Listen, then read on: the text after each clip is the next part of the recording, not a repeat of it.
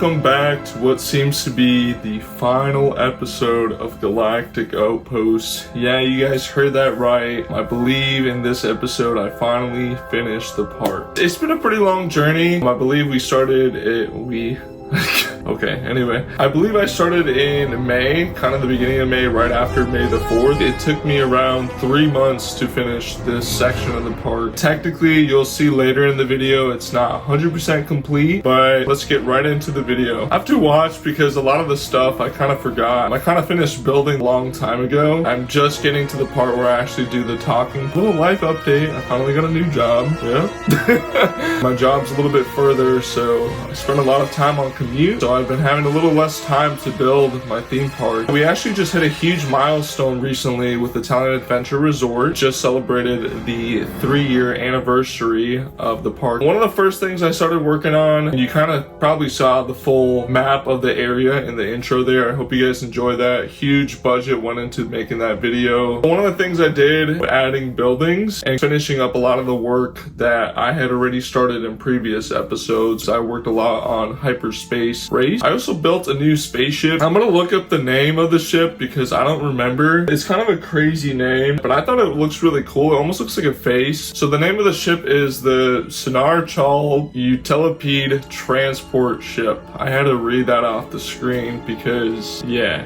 I don't even know who thinks of the names because like some like the more simple older stuff like the Millennium Falcon or the Death Star, kind of self-explanatory. Now they got all these new names. Anyway, let's get back to the actual building. This is probably the most detailed section I've ever done to my park, and I thought that when I first did Main Street and Freedom Land that was the most detailed. This definitely tops that because the amount of rock work I had to do, because I didn't just do like regular terrain like the game gives you. I had to do every single rock one by one and color every rock a little bit differently so that it has depth. One of the nice things too is I actually did a little photo edit that I posted on my YouTube Instagram. If you guys aren't already following, it's PhilGTV on Instagram. Pretty self-explanatory. With the amount of detail that I've added in, I've been able to edit in like realistic skies and kind of edit like the lighting of the photo. It actually kind of looks realistic. Or maybe it's just me, but like if you're thinking of it from like a Theme Park Tycoon 2 perspective, it really looks realistic. One of the other things I also did was obviously continue working on Hyperspace Race. I added a lot of hyperspace jumps because that's kind of the it's kind of in the name. They took a lot of time because I had to use a lot of magic to make them work. If anyone's played Theme Park Tycoon, you know that I basically use sequencers and then activations on tracks to make them all work. Another thing I also worked on is the actual queue for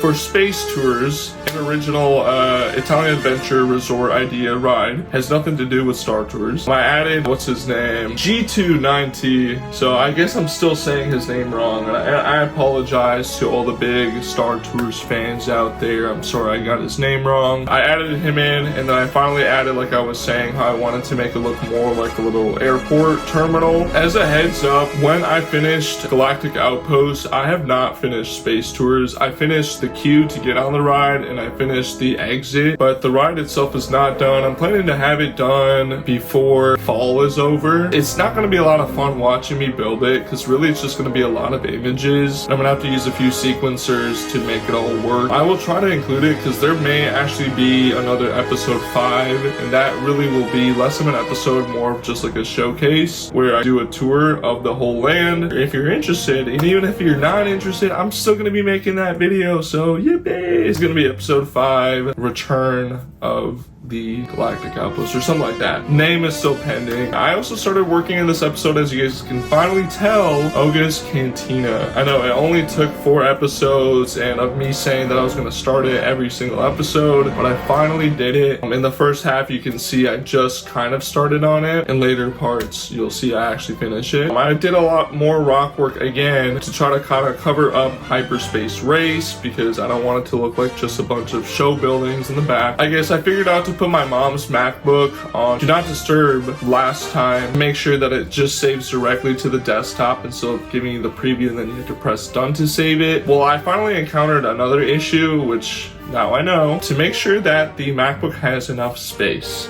because there's a little scene that you'll see that's just a little flyover of some of the work that I did. But again, I was recording, I think the video was originally supposed to be almost 2.5 hours long. It ended up being an hour and a half, so I lost about an hour of work. On camera, obviously I didn't lose the actual work. Yeah, her MacBook ran out of space, and there was a whole issue about it was saving even the files that I had deleted into the cloud, but not actually in the cloud. It was just saving as like a temporary file in her computer. So technically she only had like up to like 30-40 gigabytes of stuff on her laptop, but it was saying that her whole 256 gigabytes was full. I wasn't able to record for a bit. I had to figure out what was going on, and I found out that there were those temporary files that I had to clear out. So that was a little flyover, because what I added into the park was Jabba the Hutt's palace. I also did a little bit more rock work. That's kind of about it. I mean, I can't remember exactly everything that I worked on. It was a lot of work that I kind of did within that hour. It sucked because I wasn't able to show you guys. And then you finally see me finishing up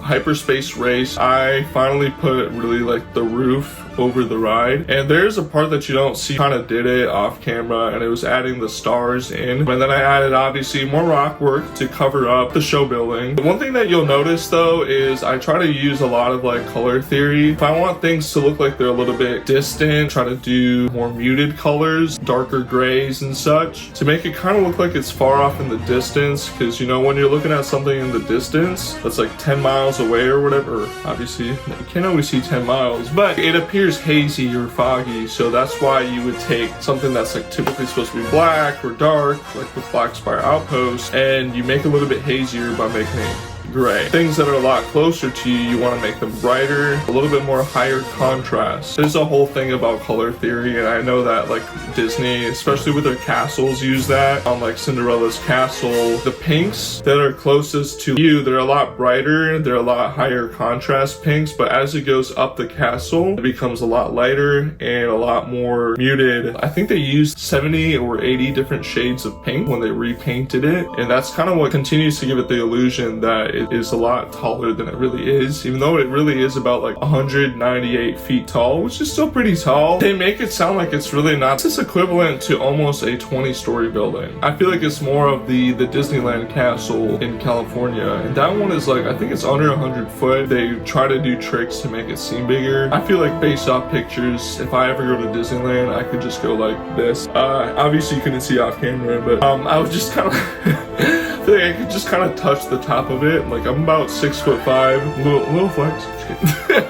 Anyway, I just feel like the Disneyland one probably needs the tricks to make it look taller versus the one at Walt Disney World, Tokyo, Paris, Shanghai, or the new one in Hong Kong. Don't really have to use a lot of tricks to make them look that tall, because they really are tall. Because Hong Kong used to have the same castle as the one in California. They have since updated their castle and it looks a lot nicer. So yeah, it's just California that has a little 6 foot tall.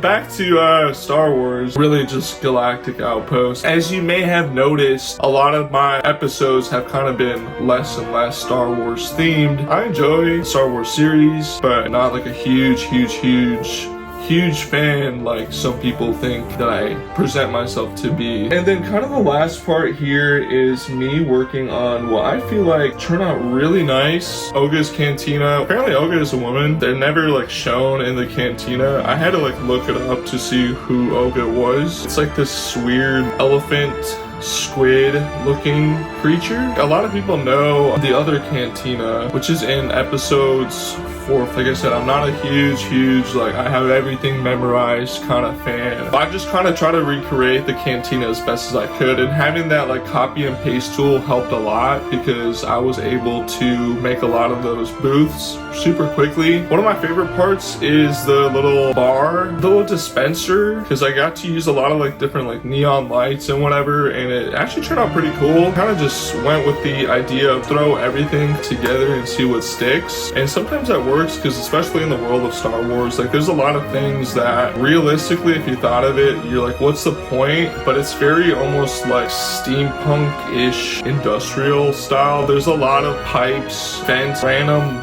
things. It's hard to explain, but you know what I'm talking about. You need to find things that give it character and definition. That was a lot of fun. It's really what makes this one of the most detailed lands that I've ever worked on and adds a lot of life to it. And then one of the last things I added in was Grogu. I actually still need to add BB-8. I hope to see you guys on episode 5. I'll try to make it as cinematic as I can. Happy 3 years to Italian Adventure Resort. Alright, see you guys next time. Bye!